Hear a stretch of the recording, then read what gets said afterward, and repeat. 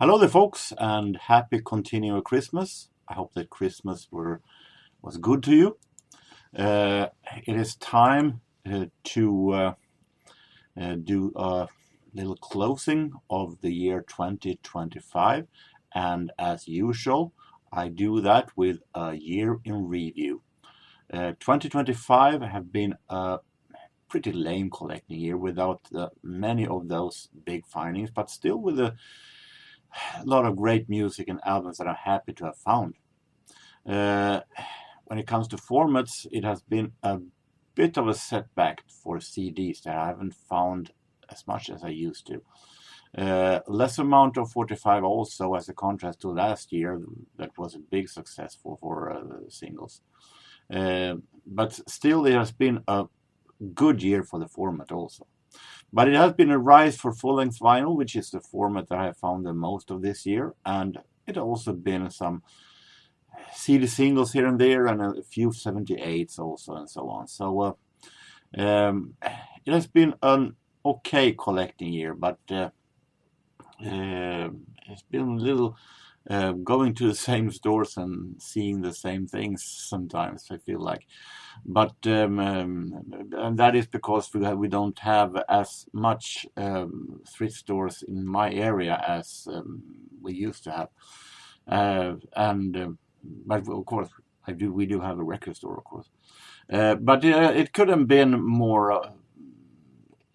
of these unique findings. And of course, there's been 2 record fairs, but those record fairs have been, I haven't found as much as I used to in neither of these 2. So it's going to be interesting to see what happened during the spring record fair. But now, of course, I have done, as usual, a top 10 of the best findings of this year. But also I have, as usual, done a little short mix, picture slideshow of other records that have been very, very interesting. You can call them runner-ups for the top 10. That is slightly outside. So let's take a little look of other records that I've been finding during the year, going from January to December.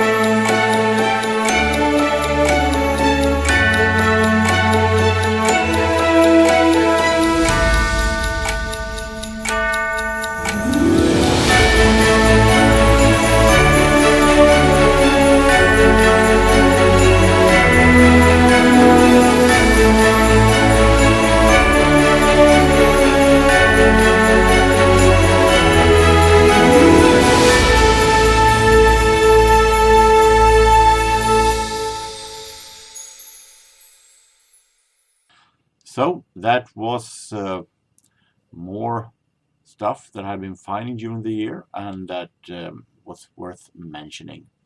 So now let's go into the top 10 and let's see how 2025 have been.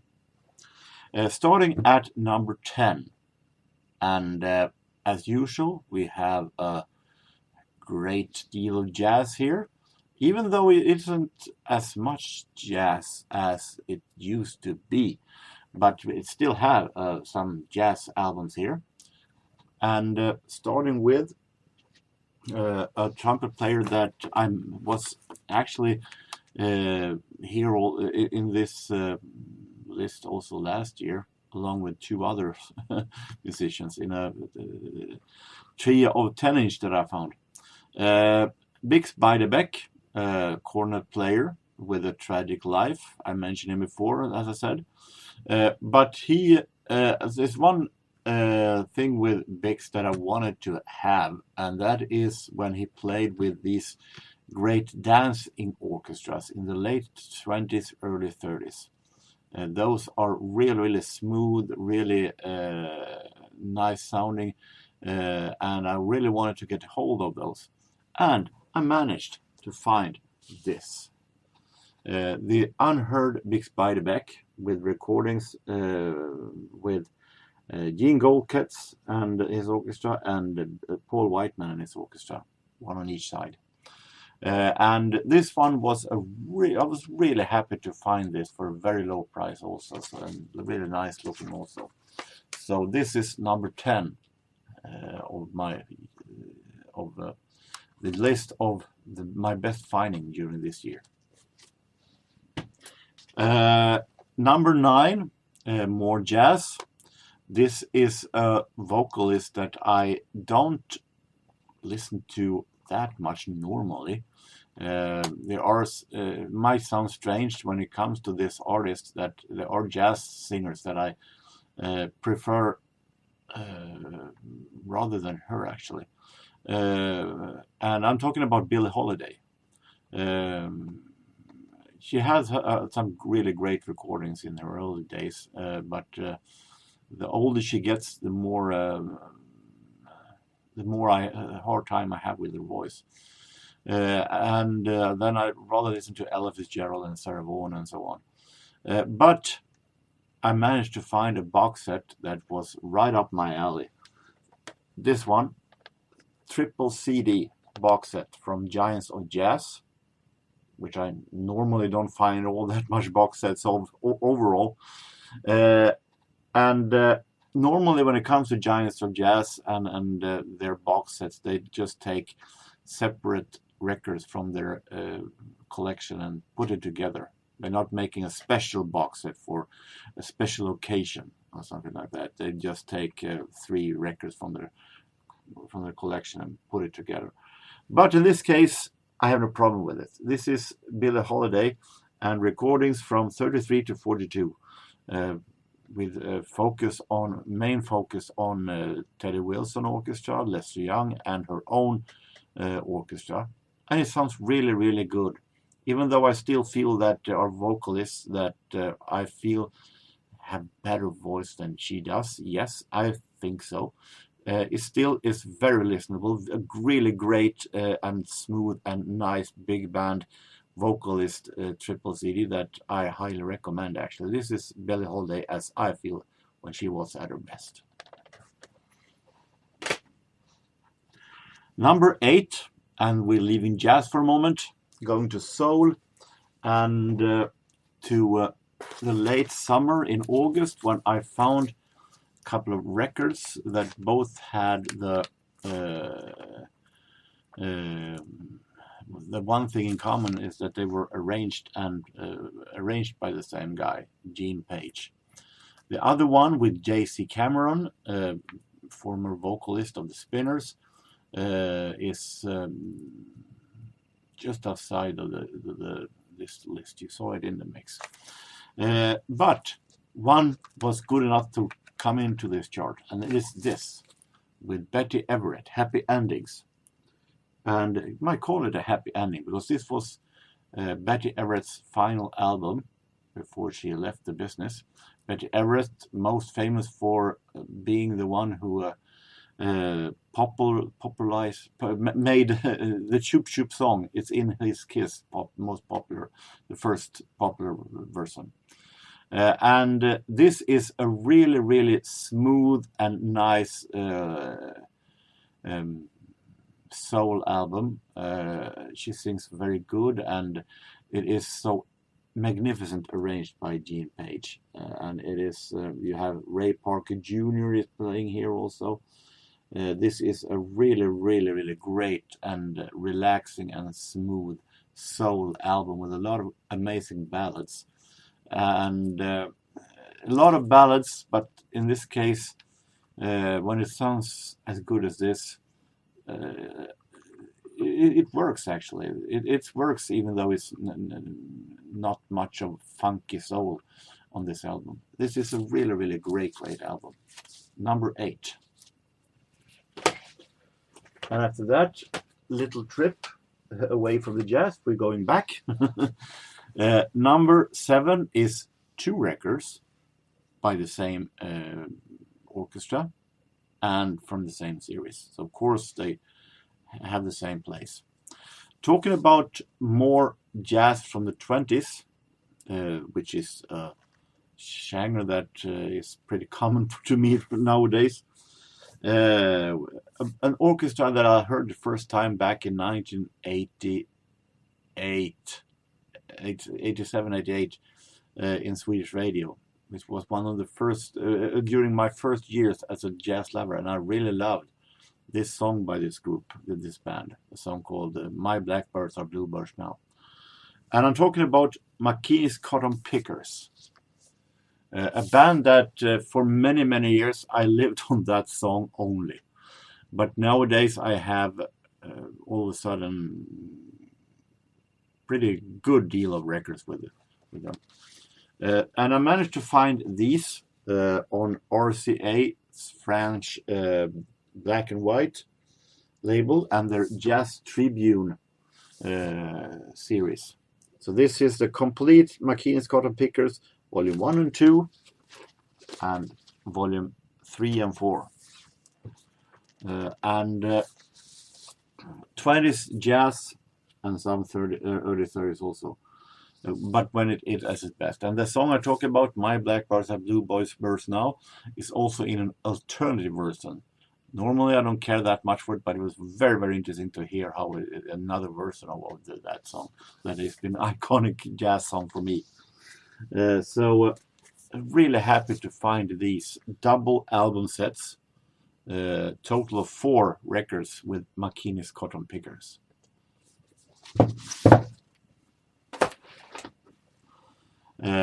Going to number 6, and we come to an album that I bought pretty recently, and I don't buy 60s music that much, aside from jazz maybe.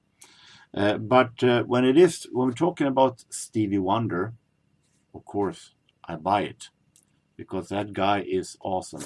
And I managed to find this Down to Earth Stevie Wonder, and this is an album where the Motown decided to move away from his little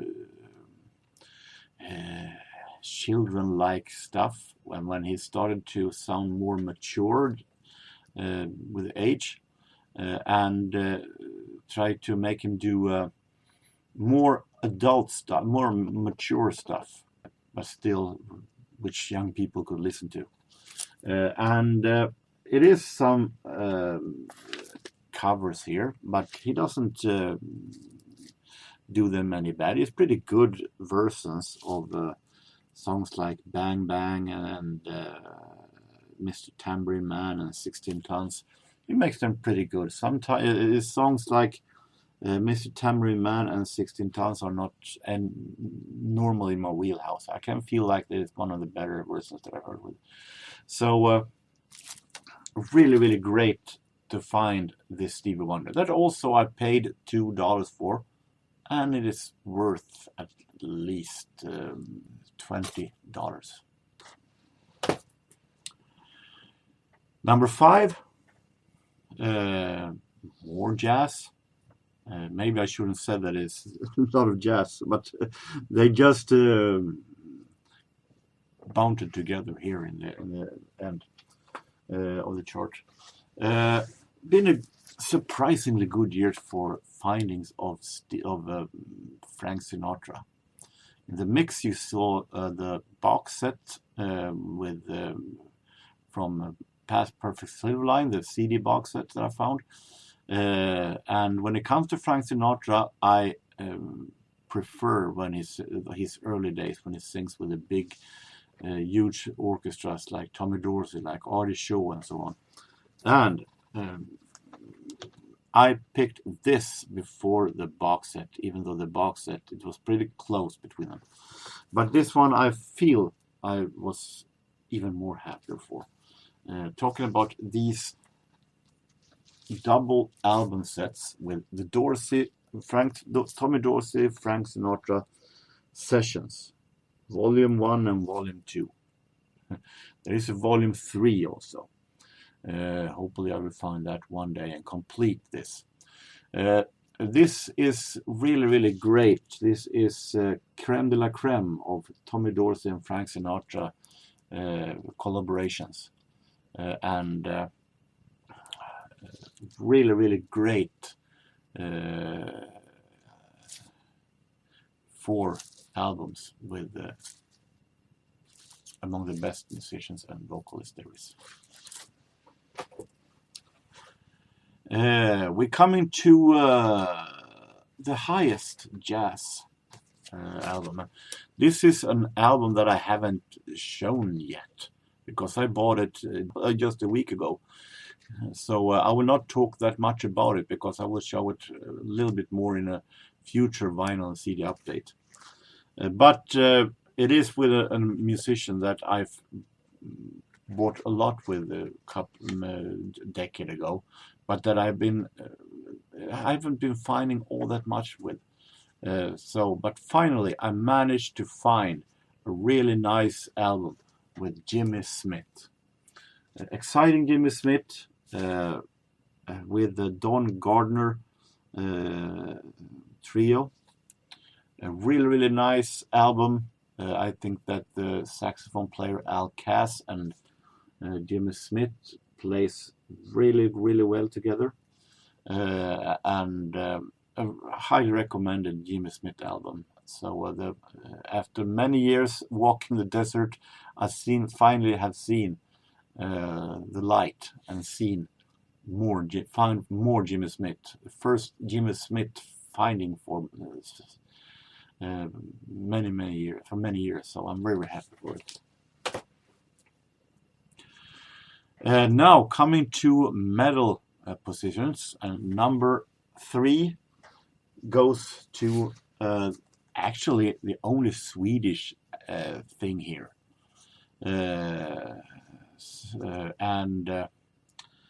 I mentioned this group before in streams, and it is a very special one.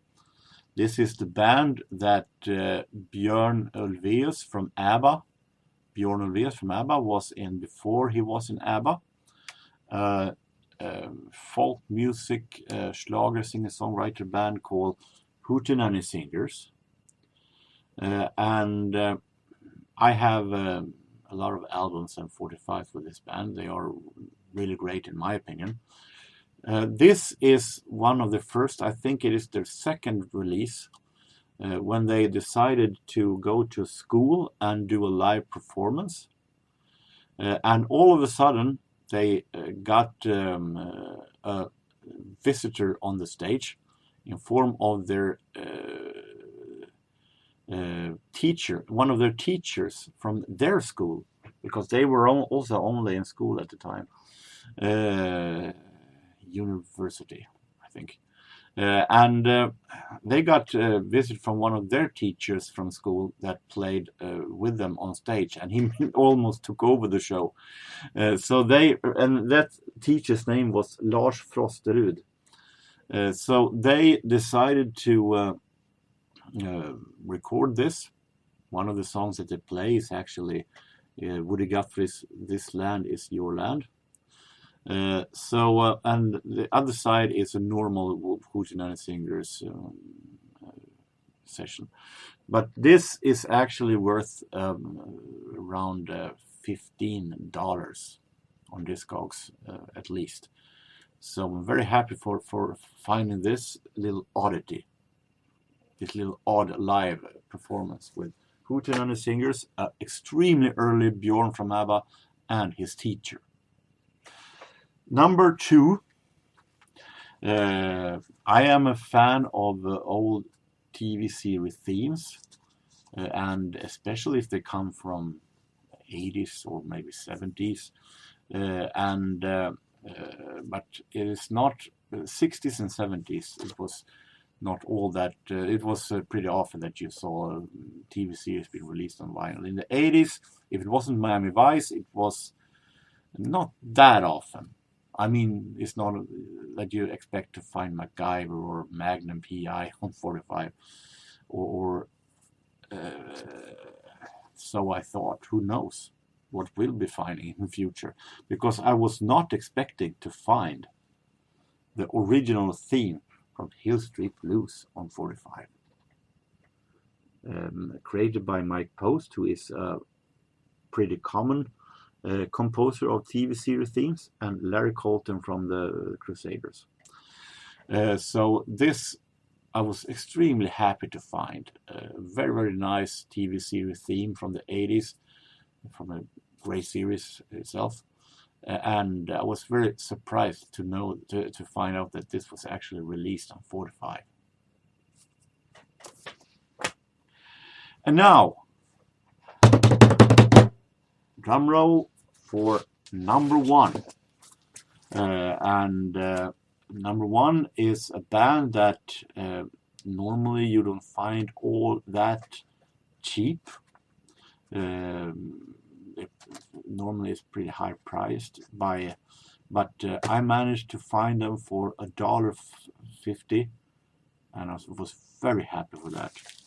Talking about Deep Purple's Stormbringer, what many might call a middle album by Deep Purple.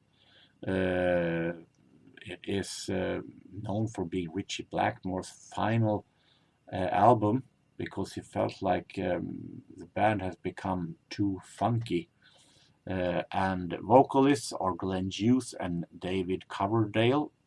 Coverdale, of course, later on would be famous for Whitesnake.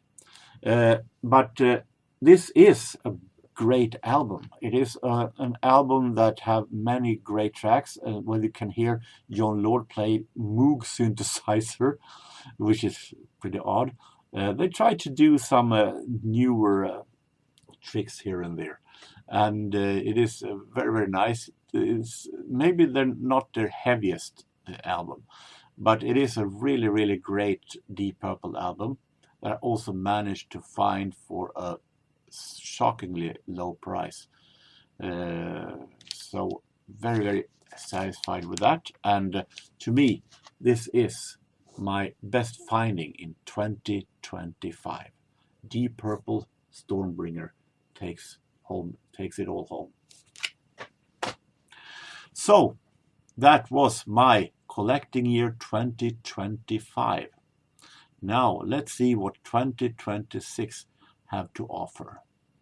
I'm not sure how this channel will go. It will most likely be continuing as usual. I'm doing videos every now and then, and unfortunately,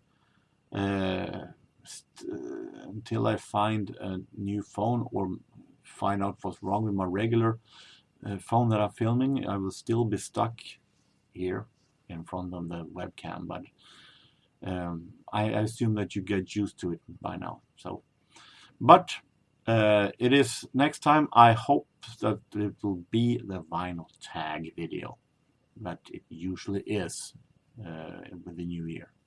So until next time, I hope that every one of you have a really nice time.